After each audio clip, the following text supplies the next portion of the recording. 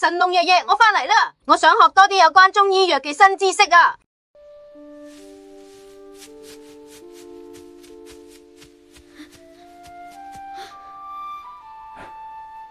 你返嚟啦，我哋開始今日記中醫藥知識小課堂啦。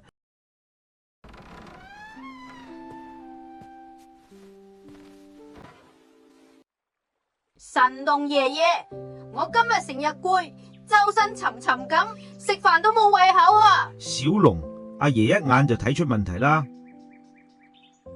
你舌苔厚、大便遲，係體內有濕脾氣弱。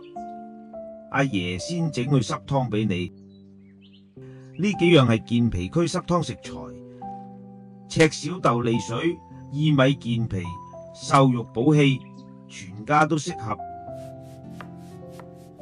我識刮陳皮啦，刮咗就唔會苦，係咪？真係聰明，刮咗更健脾。大火滾10分鐘，轉細火煲30分鐘。中醫講慢煲出真味，濕氣先會徹底走。加少少鹽調味就得，唔好太含濕脾氣。飲完好輕鬆，仲有其他食譜嘛？梗係有，再整小米山藥、紅棗粥養脾。小米養脾，紅棗補氣，細火煮20分鐘就得，可以加冰糖，唔加又得。小朋友最中意食，家常食譜好簡單，健脾驅濕，全家都安樂啊！